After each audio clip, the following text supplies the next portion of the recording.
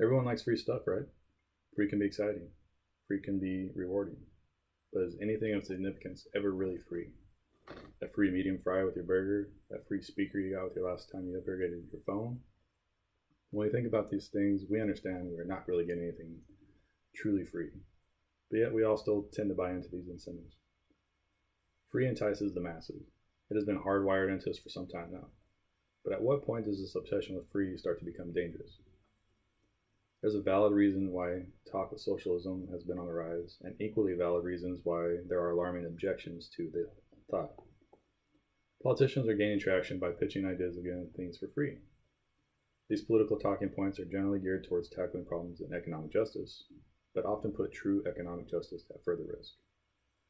I wanted to talk about economic justice because the discussion is often steered towards socialism, and while there's a rightful fear of socialism in certain contexts, economic justice should be taken seriously. True economic justice is at risk as socialism gains popularity in politics, but the power to direct the change is within the people. Economic justice is a real problem in our country, as well as much of the world, and is only getting worse, but a push for socialism from the government does not have a good track record. The association with socialism in and of itself can turn ugly. Economic justice is also getting worse because the gap between the rich and the poor continue to spread. However, there are some promising ideas that are trending to potentially help lead us to a better economic justice. Economic justice is a real problem, and it's only getting worse as the push for socialism becomes popular, and this is a slippery slope. Power in politics has become dangerous. As we have seen this year, the government has taken every opportunity to further its big government agenda, all while ignoring the needs of the people. The party that pushes for socialistic ideology is the primary reason everyday Americans have not seen more relief. Not that either side is doing right by our country right now. This is a red flag for what is to come unless change comes from the people, not the politicians. Who is held accountable in politics? Why are the people that are preaching about giving X, Y, and Z for free gaining wealth at an exponential rate on a government salary without delivering? Why are sports teams that have been a cash cow for decades just now taking a stance on social justice because it's popular this year, but haven't taken a time out from filling their own pockets to give back at any level of significance over the previous decades? Everyone needs to be held accountable. For the nation to have economic justice, the culture needs to shift. The poor have to dig deep and not depend on the government. The poor and the middle class need to educate themselves. There are no excuses. We live in an age where you do not need a college education to be aware. The information is out there. Has socialism ever worked in practice? There isn't really a straightforward answer here. There are many nations that have adapted socialistic ideology on different levels. No nation is purely socialist by definition, but the countries that have adopted the Marxist-Leninist socialism model are the ones that are viewed as socialist countries currently. There are 4 that are strictly aligned to this, and they are China, Laos, Vietnam, and Cuba, as seen on worldatlas.com. There are other countries like Venezuela that have or are currently struggling with the dark side of socialism. By looking at these examples, you can see how socialism carries a bad rap, even if you don't know how life is in those countries. The aspects of socialism that is presented in America is that of a utopian idea, which does sell. And if it were deliverable, it would be great, but none of those nations above are known to be utopian. Economic justice is every bit as much of an issue in those countries, if not more. But here in the US, this is more of a fear than reality at this point. So what is actually affecting economic justice in our country? It is continuing to get worse because the gap between the rich and the poor continues to grow. The system is designed to feed the 1%. The money flows up, not down. The 1% account for 90% of the nation's wealth. Those people at the top are generally there based on the infrastructure they have assembled. Many have built an empire that is definitely a feat to be admired. But how well would you or your parents have done financially if there was an extra 28% of income each and every year without paying taxes? Tax laws favor the wealthy, and if they do end up paying any taxes at all, it is a fraction of the percentage we pay. Another favorable government trim that benefits the portion of the rich that came to wealth through benefits of the free market is the effect of the stimulus. In the economy, if the economy is in trouble, the general economic playbook move has been to inject money into the market in the form of a stimulus. If we all get a $1,200 stimulus and go spend it, do we gain wealth? No. $1,200 will not change anyone's financial status. At best, the general populace gains a small bit of comfort that is only momentary. But when money is injected into the economy like that, there are clear winners.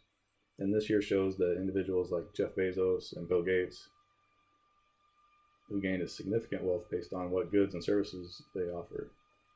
In this situation, the nation goes into debt just a little further. The average citizen gets a little sigh of relief, and the rich take a leap forward. And this is just in terms of cash spending.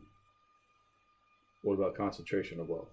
Concentration of wealth, per Maggie Gordon, the Stanford Advocate, wrote that DC accounts for the highest concentration of wealth in the US at 11.4% when using a state-by-state style comparison. This is no coincidence. Politicians, lobbyists, and lawyers make up the majority of that wealth. Money pumped into DC has been a turning point over the years. The highest concentration of wealth used to be around major manufacturing cities.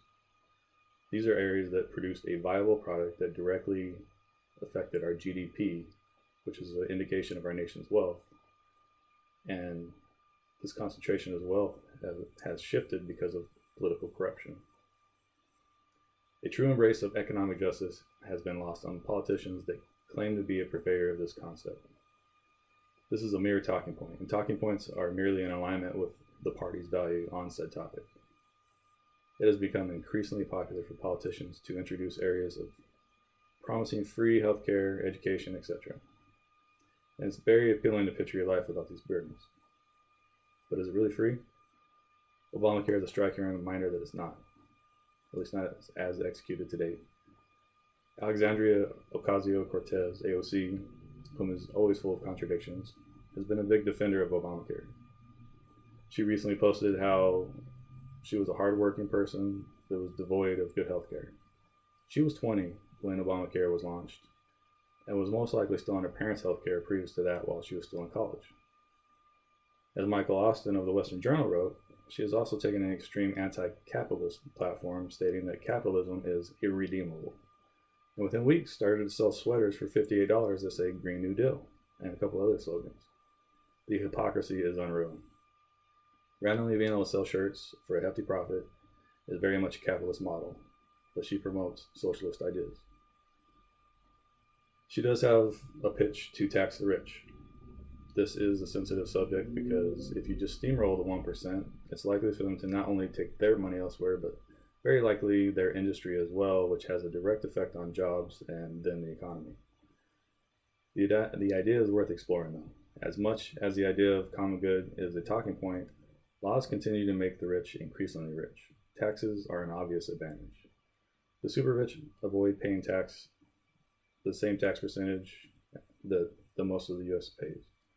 The question is, how do we implement a model that does not shock the system and push the money out of the country? Taxing the rich will help the federal debt immediately, but it would take a long period for this alone to help remedy economic justice. There are, however, some promising ideas that are trending that could help lead to a better economic justice situation. Money injection. Instead of a stimulus, there is talks of universal basic income and higher minimum wage. These are two popular models. Universal basic income, or UBI, is one way to approach this. UBI proposes to give every citizen a base income. Investopedia.com recently ran an article covering this, in which they break down the basics such as of such a plan. In this article, they discuss Andrew Yang's proposal of UBI as such. UBI proposals vary in size, although Yang's plan would give every American adult $1,000 per month from the federal government. Yes, every American, including the rich. One of the core criticisms of basic income is the cost, with some plans like this representing more than half of the entire federal budget. The goal of UBI is aimed to install a basic security for those with low income that they will have the ability to put food on the table. It claims to help the overall economy by the stimulus effect and it will have on spending. Increased minimum wage is also a big talking point, and it has been for some years now. A clear case could be made that in many areas of the country, providing a household on minimum wage, providing for a household on minimum wage is not feasible. Martin Luther King was a proponent famously that said that you should not work 40 hours a week and still live in poverty in this country. This is a profound but concise way of describing exactly what economic justice is aiming to fix. This would have a momentary benefit for those who depend on minimum wage to care for a household. This plan has complications because if all the companies that primarily employ minimum wage positions have the added expense in labor, this will cause a trickle-down effect. The service or product being offered will increase in price since the company's overhead has increased. This added cost to the consumer reduces the effectiveness of how far their dollar can go, which means in the end, things will cost more, so the increased pay is nullified. Instead of increased minimum wage, you could raise the tax exempt level so that individuals do not get taxed on any of their income until a much higher level. This would be targeted to help alleviate people in the minimum wage tax bracket. This would target more of the problem than is proposed to be fixed by increased minimum wage. And what about the non-citizen immigrants? Either one of the adjustments above place a higher burden of separation between them and their ability to attain an equal life. Another option is to adapt to a social democracy model. You generally only hear the terms capitalist and socialist. So what lives in the middle? Most of the US actually. The percentage of people that fall onto the radical idealisms mentioned before are not very large, meaning the majority of Americans are aligned on a basic set of values and ideas. This is both political and economic. Historically, presidents win elections by appealing to moderate or central political views. Why does this matter? A wide perception by that same majority of the US is that as the country is either one or the other, socialist or capitalist. The majority of democratic nations are a mix of both concepts, which is generally referred to as a social democracy. And America is more of a social democracy than most realize. The basic idea is generally referred to as having socialist values under the framework of capitalism. James Pethokas with AEI explains this concept in detail. Modern Germany is a great example of this. They are rated 5th in the world for GDP. GDP matters in this context because socialist models, from an economic standpoint, are projected to have a weak economy with slow economic growth, which is another one of their counterpoints.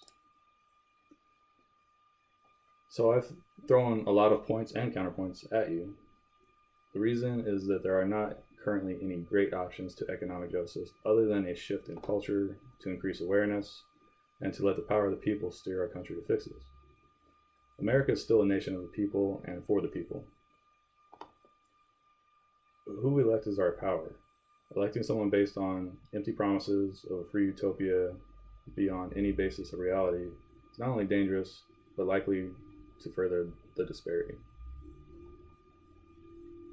Holding society and our politicians accountable while continuing to educate is in a non-biased manner so that more of our country's central values align on economic justice is our answer. Economic justice will not come from one politician or one party.